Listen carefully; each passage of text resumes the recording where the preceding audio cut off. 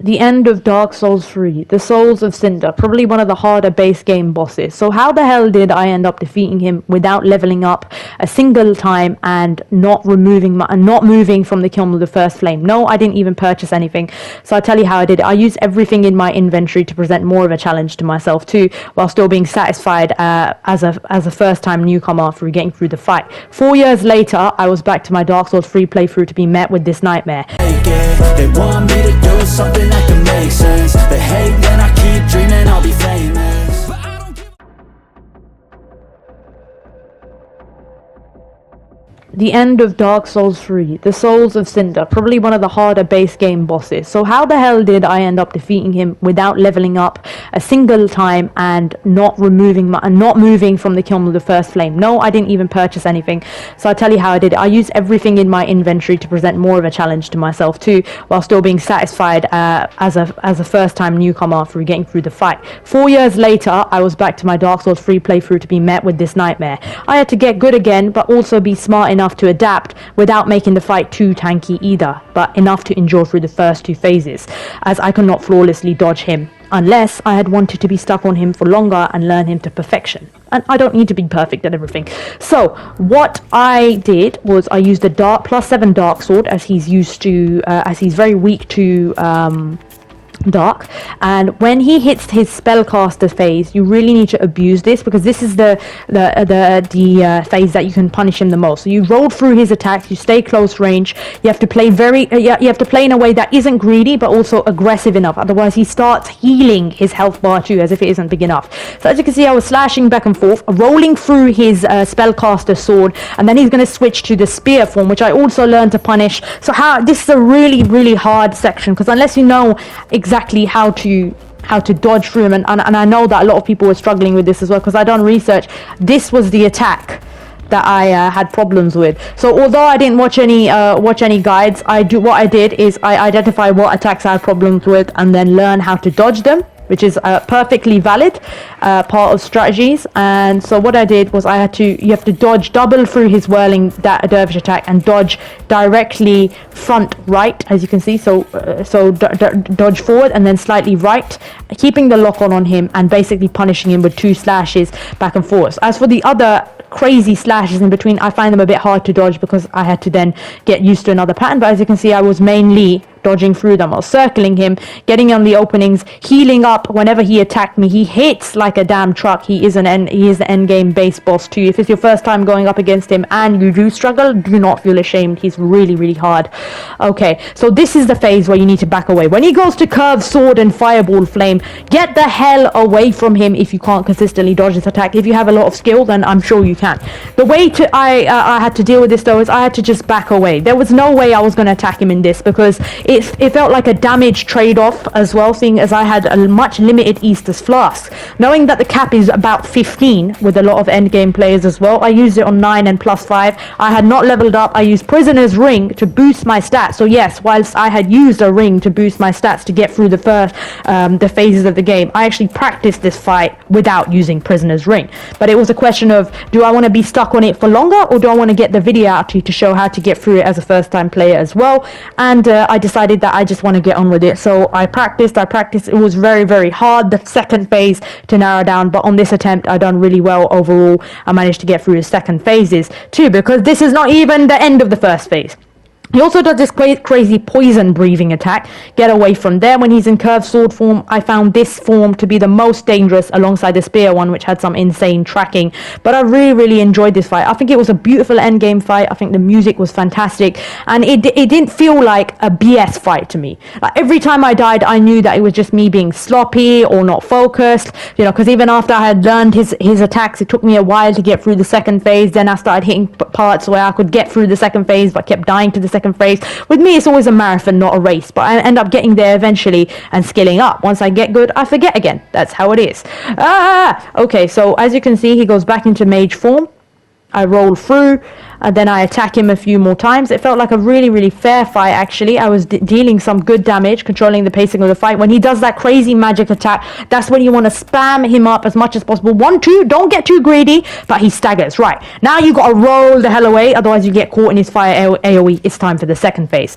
Now, the key to the second phase is to literally bait out one attack, and that is his charge attack. This is the bit where he resembles a boss called Gwyn from one of the other souls or something as well, and that bling blong noise comes where, you know, hardcore veterans will be like, oh my god, I can't believe I can hear this awesome soundtrack. So when he does his lunge attack, 2 swings, 1 or 2 swings, and then back away. His other main dangerous attack is that lightning attack that he does at a distance. Especially to do that, you need to dodge either left or right and just track that attack. That's like his magic ones within the first phase. As you can see, I was back rolling a lot. The key to phase 2 is back rolling and being more patient. Whilst he's a lot more aggressive in phase 1, which is why I actually used up more Easters through that phase, because although I could dodge his attacks, the very hard part about phase 1, which I think I found harder to get through without taking damage, I mean, this one was really hard to nail down as well, but I could get up to about half a second phase with no Easters left.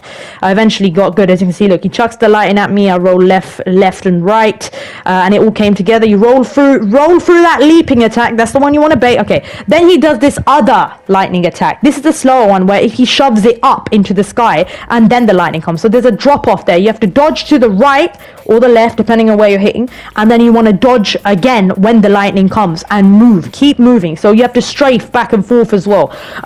It is better as well to use double rolls in general, so at least I found with Dark Souls 3 as well, because rather than just tapping it once, you have to kind of double roll around, look, as you can see, to get a consistent attack.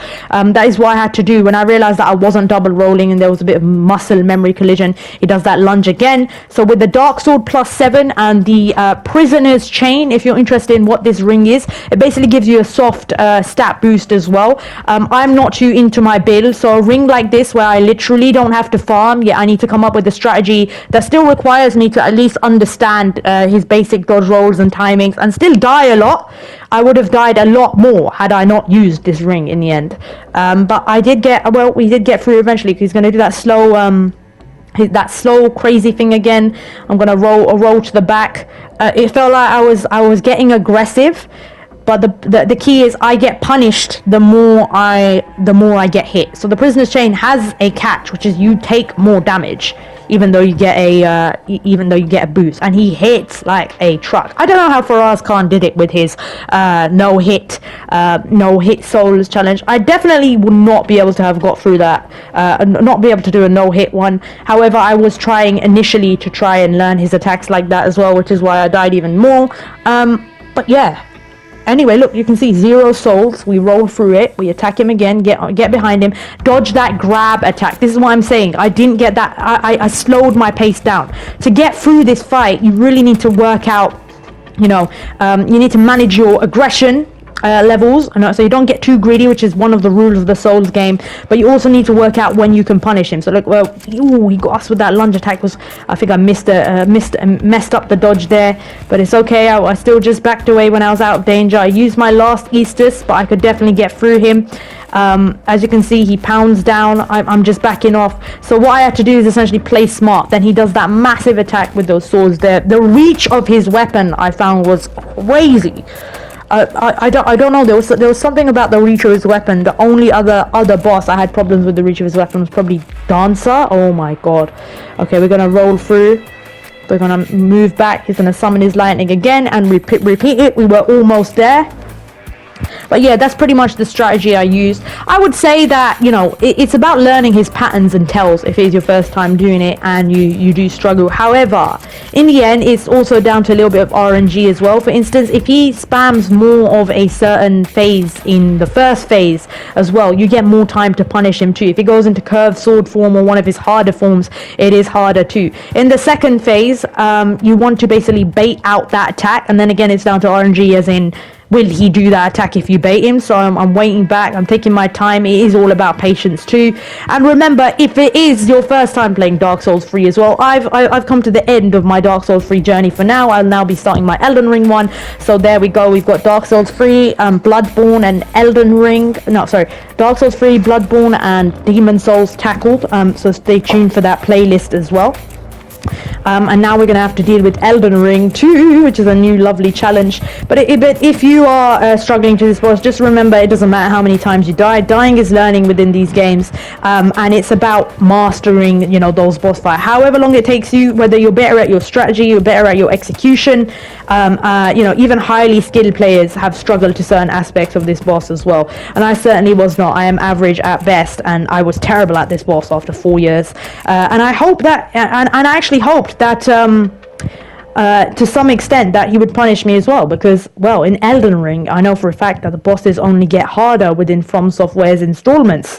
So I'm gonna do the same thing as I did now, a little bit of adaptation, less grinding as possible. That doesn't mean I didn't help myself. You know, I used the Prisoner's Ring again, very awesome. Don't have to level up at all. You can literally boost your stats. I had 24 vigor. I had a decent amount of end game endurance as well. It did, however, end up, you know, boosting some of my other stats too, but we still managed to, I say, learn the majority of his attack patterns and know what to do. As you can see, I was baiting him, wait for him to attack again, back roll through, oh, and he's going to pound down his sword. Oof, that was dangerous though. As you can see, one attack from him, especially if you're not careful, you have to be flawless, will pretty much take you out of the fight. And that is pretty much what kept happening. I kept messing up. So yeah, what a great win. And yes, use Dark. The Dark Sword was good. He's weak to it. You can use Golden Pine Resin or infuse your weapon with lightning to really help you with the damage. And that is the Souls of Cinder.